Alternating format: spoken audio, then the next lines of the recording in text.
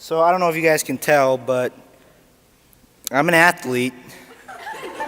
I used to be an athlete. I used to be on the swim team, but I wasn't really as much of a swimmer as I was a floater. Like here's the thing: you're supposed to jump and graceful and dive and beautiful. I'm not particularly hydrodynamic or aerodynamic.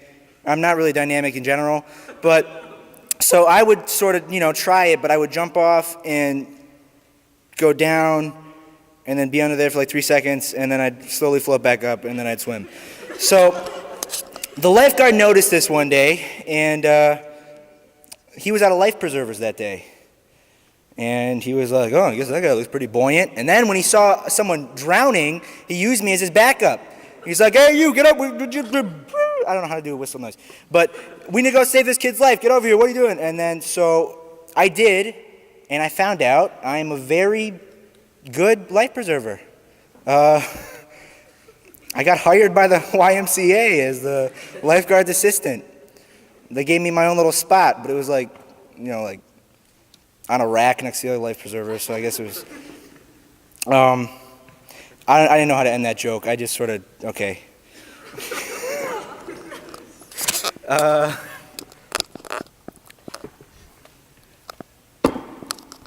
So I don't know if you guys... have you guys ever slapped your friend in the face with an egg roll before? Do you know the reaction of that guy that gets slapped in the face with an egg roll? It's unique. It's unique to anything you've ever seen before. You can see the terror in his eyes. You can see the immediate loss of childhood innocence in his eyes when he gets, what? He literally, okay, I was sitting next to this guy, and he literally thought in the time that he looked to talk to somebody else that I had gotten up, stood up, pulled down my pants, smacked him, pulled him back up, sat down, and pretend like nothing happened. You could see the terror in his face. I could see the therapy and counseling and emotional trauma flash before his eyes before he noticed that it was just an egg roll. But as you can probably tell, I'm pretty bored at lunch a lot of the time. And they don't let me out of the lunch. I don't know why. Like, I go and have my steak and they don't let me leave. And I don't know what they think I'm going to do. Like, I'm probably just going to go study somewhere, you know what I mean, for a test.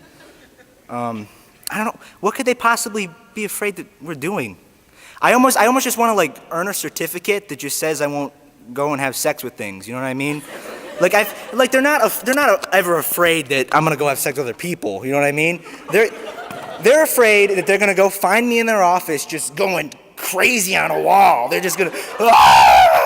And they're gonna be, why are you doing that? As I'm passionately making love to this wall, and the pictures are falling off the wall, and it's just, what are you doing? And it's like, well, you fed me the rabid raccoon meat in a sandwich for lunch today. What do you think I'm gonna do? But no, I don't think that's the reason why they don't let me out. Is this still on? It's okay. I don't think that's the reason why they don't let me out. I think the reason is, and I'm only gonna say it once, because I don't know if I can say more than once. Teachers, and I live with teachers, so I'm allowed to say this. Both my parents teachers. Teachers are assholes. Not all teachers. Like, Mr. Miller's awesome. He's filming this. A round of applause, Mr. Miller, everybody. Everybody else, though, asshole. Asshole, asshole. No, I said 4 times. Sorry, okay. It's not, and I live with teachers, and it's not as if they come home and they're suddenly pleasant and happy with their life. You know what I mean? Like it's a sad life for the teacher, but it's not the teacher's fault. You know what I mean? They did everything that they were supposed to do. And I mean, I guess a lot of it has to do with the fact that they're just around us jerky kids all the time, and we're even bigger than them.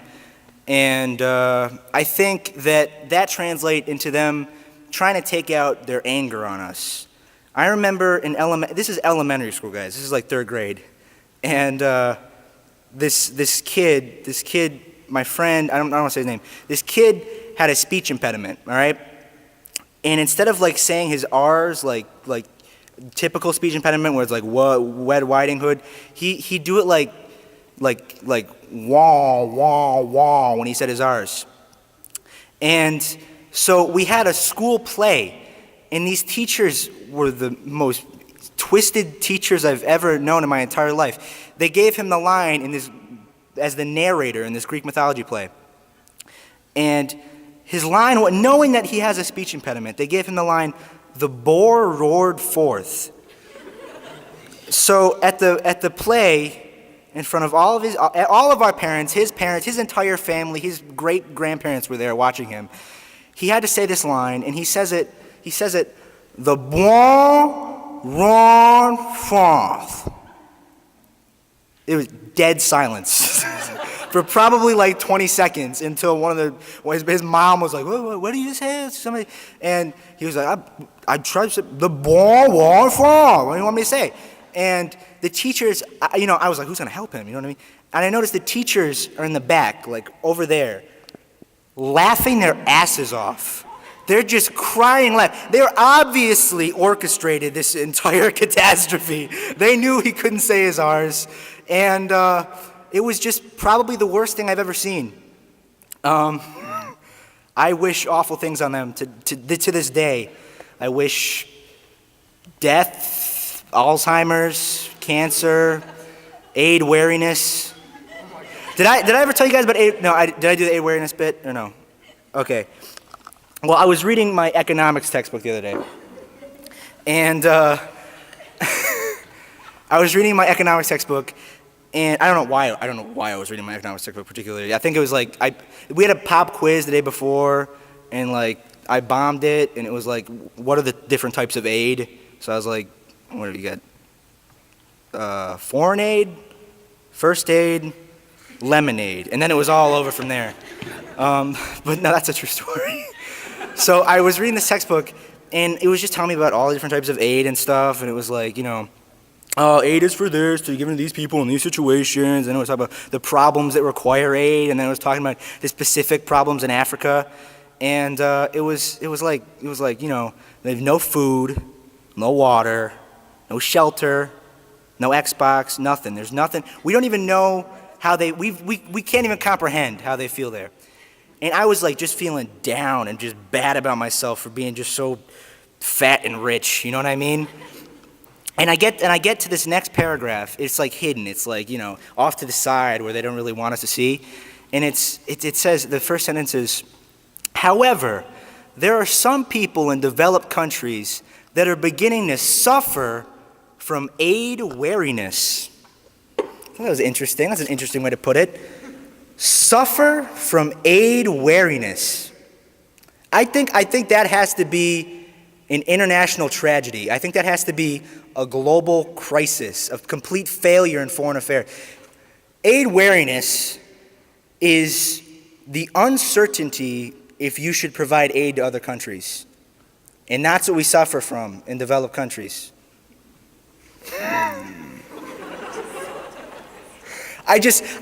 Sometimes I wonder, like, is that if we make a big deal about it, and that has to be the first world problem. Like, screw cell phone, batteries, and Wi-Fi. That is, no country in Africa worries about aid wariness. They don't have an aid wariness epidemic. You know what I mean? They don't worry about aid. They worry about AIDS, but that's, and I was thinking, like, what if it just gets so bad to the point where they just start to give America aid for its aid wariness problem. Like, people from Canada on helicopters just start flying over here with like pro-aid propaganda, and they're just like throwing it down, like, oh, how about that? And they're just like, oh, and then Obama's up there and he's like, aid is good, my fellow Americans, and it's like that. And then I'm just thinking, like, I hope I don't live to see this day. I hope that I do not live to see the day where aid wariness reaches its fullest effect. This gets a little emotional. This next thing, I'm probably gonna cry, to be honest with you. So last year, I really liked this girl, okay? And the situation was, all right, this is a sad story. The situation was, she was my best friend, and I was her best friend zone, I think is how it sort of worked. And so, we're hanging, the day before Valentine's Day, we're just sort of like hanging out. And, little did she, I think, what were we doing? We're watching gymnastics, and I'm like on the other end of the couch. But I thought the mood was right, because I'm an idiot. And I brought chocolates that she didn't know about. I brought, 3 boxes of chocolates, because I ate the 4th one in the car on the way there, because, don't you, I know. Don't make me feel bad about it. All right, so I pull out the chocolates, and I'm thinking this is it. This is like the mood is right. Like she's like looking at her phone, but I think the mood is right. I'm feeling the mood is right, and I'm like, if you don't want it, I'll just eat it. But if you want, you can have. And she was like, oh, that's so sweet of you. You're awesome. And I was like, maybe I am awesome. And I was feeling good. I'm like, is this where we make out? And I was like, so I was like, all right, how about you and me, and we're Valentine's Day tomorrow. Oh, you deserve a hug. Excuse me for a minute. Excuse me.